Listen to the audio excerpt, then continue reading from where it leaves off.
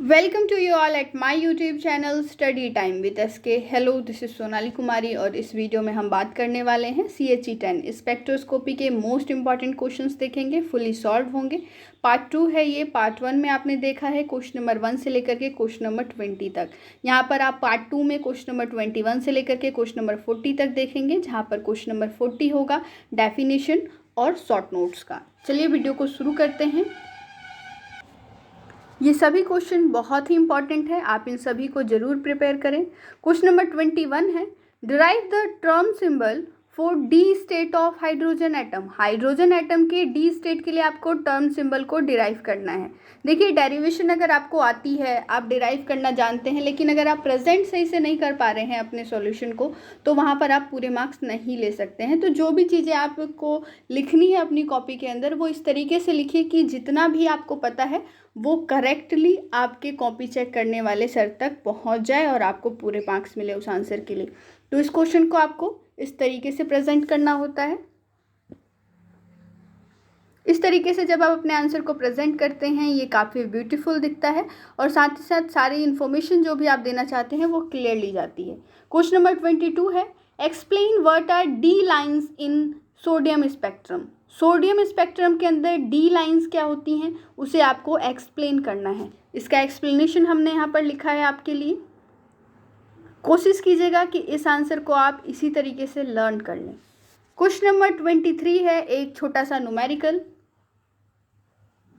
और इसको किस तरीके से सॉल्व करना है वो भी हमने आपको यहाँ पर शो किया है। नेक्स्ट क्वेश्चन नंबर 24 है आपके सामने। अब state the symmetry elements present in the water molecule. Water molecule के अंदर जितने भी सिमेट्री एलिमेंट्स हैं उसे आपको सबसे पहले स्टेट करना है। इसके बाद पॉइंट ग्रुप को भी इंडिकेट करना है। लिखा हुआ है नेम इट्स पॉइंट ग्रुप। कोई क्वेश्चन अगर 1 मार्क्स में आता है और सिर्फ पॉइंट ग्रुप लिखा होता है तो वो तो 1 मार्क्स के लिए, लेकिन अगर पॉइंट ग्रुप के साथ सिमेट्री एलिमेंट्स में पूछ लिया जाए तो कई बार वो 3 मार्क्स में भी पूछ लिया जाता है। तो सिमेट्री एलिमेंट्स और पॉइंट ग्रुप दोनों ही इंपॉर्टेंट है। आगे है आपके पास question number 25, using VSEPR theory predict the shape lone pair of central atom symmetry elements present in PCl5। यहाँ पर भी आपसे सिमेट्री एलिमेंट्स पूछा गया है। इसके साथ आप इसका पॉइंट ग्रुप भी बता सकते हो, जैसे हमने पॉइंट नंबर 3 में आपको इंडिकेट किया है। लोन पेयर की क्या पोजीशन होगी इसके लिए पूछा गया था। फिर इसकी शेप क्या होगी उसको प्रेडिक्ट करना है। शेप यहाँ पर लिखी हुई है, ट्रायगोनल बाइपिरामिडल इसकी शेप होगी PCl5 की। ये क्वेश्चन इस तरीके से आप उसे प्रेजेंट करेंगे।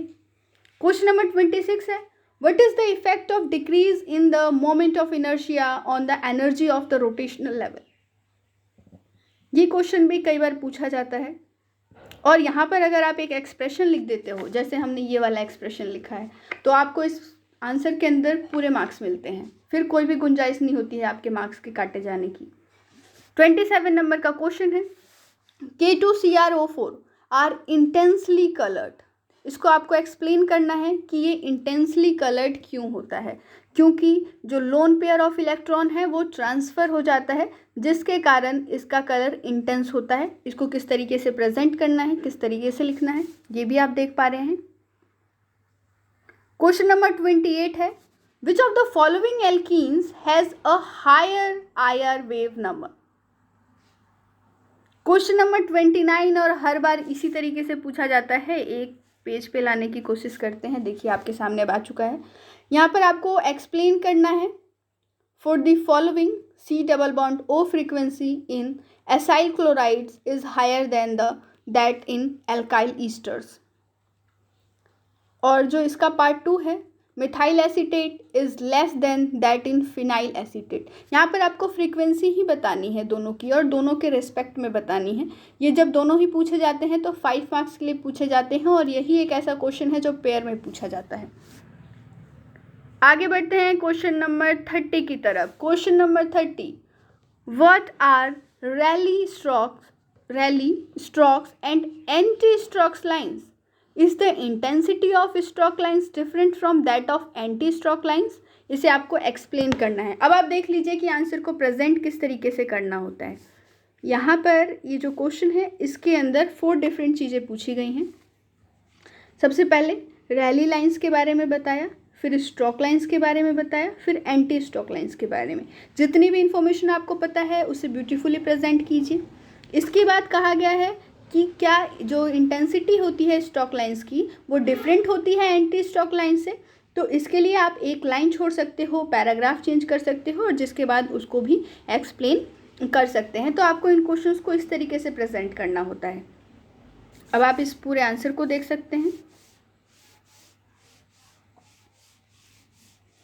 और यहाँ पर है आपके सामने क्वेश्चन नंबर 31, जहाँ पर आपको स्टेट करना है और एक्सप्लेन करना है म्यूचुअल एक्सक्लूसिव प्रिंसिपल को। इसे आप दो तरीके से स्टेट कर सकते हैं। एक बहुत ही छोटा डेफिनेशन है जो कि ये है और एक ये डेफिनेशन है। ये तो स्टेट करने का हो गया। अब इसे एक्सप्लेन किस तरीके से करना है वो हमने नीचे लिखा है। अगर एक मॉलिक्यूल में सेंटर ऑफ सिमेट्री है then no mode can be both infrared and Raman active. ये एक सिंपली सा आप इसे बता सकते हो म्यूचुअल एक्सक्लूजन प्रिंसिपल को। इसके बाद यहाँ पर इसकी एक्सप्लेनेशन दी गई है। क्वेश्चन नंबर 32 कई बार पूछा जाता है डिफरेंट मॉलिक्यूल्स को लेकर के। Calculate the number of stretching and bending modes of PF3। PF3 का आपको स्ट्रेचिंग और बेंडिंग मोड्स को कैलकुलेट करना है। तो सबसे पहले आपको क्या करना होता है, उसकी शेप बतानी होती है कि ये जो मॉलिक्यूल दिया हुआ है वो लीनियर है या नॉन लीनियर है। देखिए PF3 नॉन लीनियर होता है, नॉन लीनियर आपने लिख दिया। स्ट्रेचिंग मोड निकालने का नॉन लीनियर के लिए जो फॉर्मूला है वो होता है n-1। तो n-1 यानी कि नंबर ऑफ एटम्स कितने हैं यहाँ पर PF3 के अंदर 4 हैं, तो 4 - 1 यानी कि 3। तो कितने इसके स्ट्रेचिंग स्टेट्स आ गए हैं, 3 इसकी स्ट्रेचिंग स्टेट मोड आ गई। अब बोला है कि बेंडिंग मोड कितनी होगी, तो बेंडिंग मोड का जो फॉर्मूला होता है नॉन लीनियर मॉलिक्यूल के लिए वो होता है 2n-5। तो 2 की जगह पे 2 रख लेंगे, n की जगह पे नंबर ऑफ एटम्स जो कि 4 है और -5। तो यहाँ पर जो आंसर आएगा वो भी 3 आ जाएगा। तो PF3 के लिए स्ट्रेचिंग और बेंडिंग दोनों ही मोड्स में जो नंबर है वो 3 होता है। क्लियर। आगे बढ़ते हैं क्वेश्चन नंबर 33 के लिए। ये जो क्वेश्चन नंबर 33 है, सिलेक्शन रूल जितने भी पूछे जाते हैं सभी के सिलेक्शन रूल हमने एक साथ लिख दिए हैं, आप इन्हें जरूर लर्न कर लें। क्वेश्चन नंबर 34 है, आपको दो स्ट्रक्चर्स दिए हुए हैं, आपको बताना है, डिफ्रेंशिएट करना है IR और रमन स्पेक्ट्रम के बेसिस पे। एक एंगुलर सिमेट्रिकल स्ट्रक्चर है, दूसरा लीनियर सिमेट्रिकल स्ट्रक्चर है। अब आपको दोनों ही स्ट्रक्चर को देखते हुए IR और रमन स्पेक्ट्रम पे बेस्ड इन दोनों का डिफ्रेंशिएशन करना है। क्वेश्चन नंबर 35, क्वेश्चन नंबर 35 है, which of the following would show N ESR spectrum. इनमें से कौन कौन से मॉलिक्यूल्स ESR स्पेक्ट्रम को शो करेंगे। तो आपके जो क्वेश्चन पेपर में पूछा जाएगा वो सिर्फ इतनी ही चीज़ें पूछी जाएंगी, येस एंड नो बताना होगा। लेकिन हमने ये जो चीज़ें लिखी हैं वो इसलिए लिखी हैं ताकि आप इस चीज़ को समझते भी चले साथ ही साथ कि कौन से मॉलिक्यूल्स होंगे जो ESR स्पेक्ट्रम में शो करेंगे, कौन से नहीं करेंगे। तो इसके लिए क्राइटेरिया हमने यहाँ पर लिख दिया है। इन क्राइटेरिया को आप ज़रूर पढ़ लें, कई बार इन्हें भी स्टेट करने के लिए पूछ लिया जाता है। क्वेश्चन नंबर 36, और यहाँ पर भी वही प्रॉब्लम है कि प्रेजेंट किस तरीके से करना है क्वेश्चन नंबर 36 को। और इस तरीके का क्वेश्चन आपके क्वेश्चन पेपर में एक ना एक जरूर पूछा जाता है। अगर आपने लास्ट ईयर के क्वेश्चन पेपर्स देखे हों तो आपको वहाँ से पता लगेगा, या फिर आपने हमारे इंपॉर्टेंट क्वेश्चन के क्वेश्चन पेपर वीडियो भी देखा है तो वहाँ पर भी आप इस क्वेश्चन को ज़रूर देखे होंगे। किस तरीके से इसे प्रेजेंट करना है, किस तरीके से सॉल्व करना है, वो प्रोसेस है इसके अंदर। यहाँ पर आपको बताना होता है कि पॉसिबल स्ट्रक्चर क्या होगा कंपाउंड का, या फिर कई बार कंपाउंड का नाम पूछ लिया जाता है। जैसे यहाँ पर तो मॉलिक्यूलर फॉर्मूला दे दिया गया है, लेकिन अगर मॉलिक्यूलर फॉर्मूला नहीं दिया होता है, स्ट्रक्चर का अगर आपको एक बेसिस दे दिया है तो वहाँ पर फिर दूसरी चीज़ें पूछ ली जाती हैं। आगे है question number 37, charge transfer spectra क्या होता है, इसे आपको एक्सप्लेन करना है।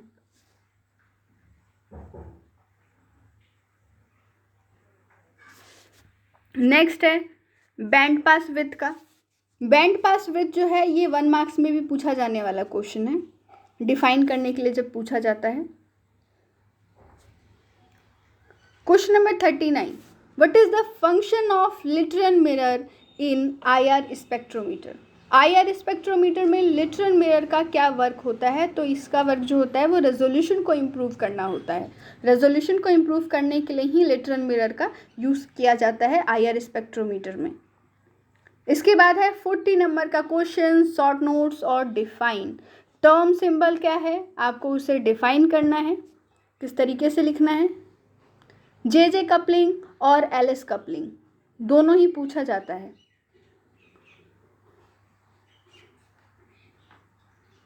LS कपलिंग को रसेल सॉन्डर्स कपलिंग के नाम से भी पूछा जा सकता है, आपको याद रखना होगा। ज़ीमैन इफेक्ट क्या होता है, 0 पॉइंट एनर्जी क्या होती है,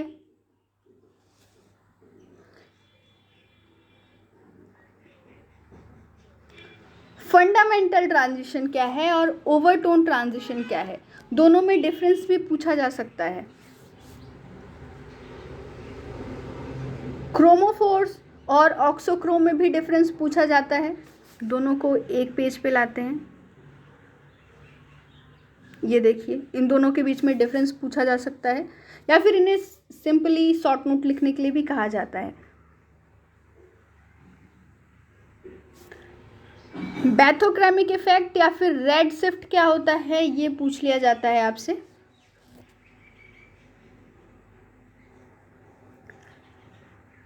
हिप्सोक्रोमिक शिफ्ट या फिर ब्लू शिफ्ट क्या होता है। हाइपोक्रोमिक इफेक्ट के बारे में पूछा जा सकता है। ये एक इफेक्ट है, an effect leading to decreased absorption intensity. Hyperchromic effect के अंदर क्या होता है, इंक्रीज्ड एब्जॉर्प्शन इंटेंसिटी होती है।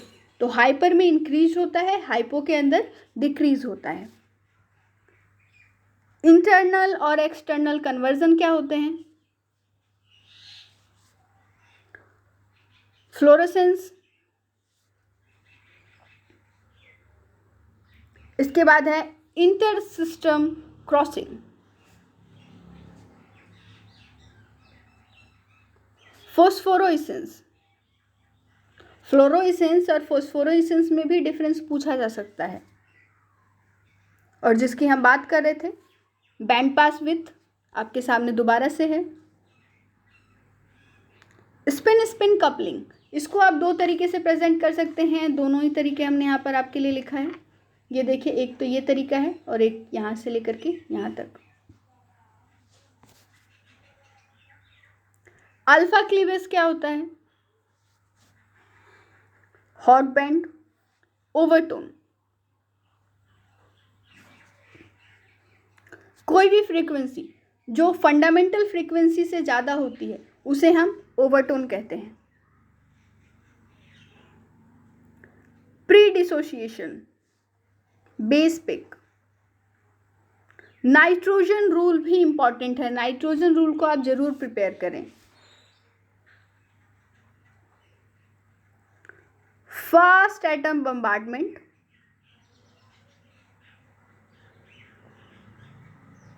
केमिकल आयनाइजेशन,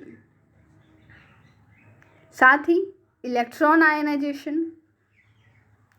कई बार दोनों को डिफरेंस करने के लिए भी कहा जा सकता है। ये पूरा आंसर है इलेक्ट्रॉन आयनाइजेशन का। केमिकल शिफ्ट, जिसकी बात हमने पार्ट 1 में की। स्पिन स्पिन रिलैक्सेशन, ये लास्ट है शॉर्ट नोट्स का आपके सामने। तो ये कुछ 30 शॉर्ट नोट्स और डिफाइन के क्वेश्चंस थे और 19 नॉर्मल क्वेश्चंस थे जो आपके एग्जाम में पूछे जाते हैं। ये वीडियो आपको कैसा लगा हमें कमेंट करके ज़रूर बताएं। अपने फ्रेंड्स तक इस वीडियो को ज़रूर पहुंचाइएगा और अगर आप अभी तक हमारे चैनल पर नए हैं तो चैनल को सब्सक्राइब कर लीजिए, साथ ही साथ हिट कीजिए बेल का आइकन ताकि आपको हमारे वीडियोस के रिगार्डिंग सारे नोटिफिकेशंस ऑन टाइम मिलते रहें। किसी भी कोर्स के इंपॉर्टेंट क्वेश्चंस के वीडियोज़ के लिए हमें ज़रूर कमेंट करें, साथ ही साथ अपने एग्जाम की डेट भी बताएँ। तब तक के लिए स्टे ट्यून। जय हिंद, जय भारत।